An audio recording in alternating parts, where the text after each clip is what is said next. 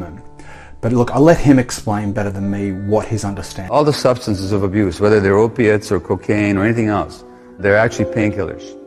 Some of them specifically are painkillers. But physical pain and emotional pain, the suffering is experienced in the same part of the brain. So when people suffer emotional rejection, the same part of the brain will light up as if you stuck them with a knife. So that all the addictions are attempts to soothe the pain. So when I work with addictions, the first question is always not why the addiction, but why the pain.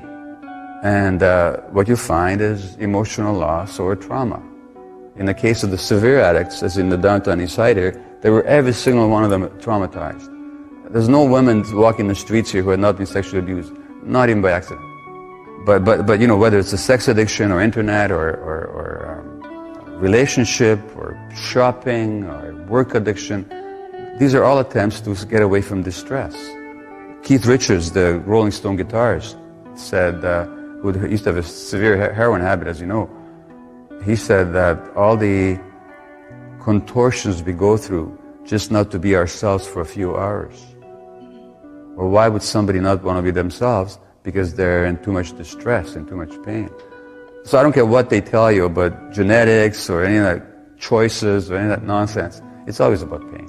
Well, the Tibetan Book of Living and Dying, it's got a wonderful line in it. Whatever you do, don't try and escape from your pain, but be with it. So what you can hear in that, and for me it was just like, yeah, it was like a light bulb moment when I came across this, that my addiction was a symptom of my pain.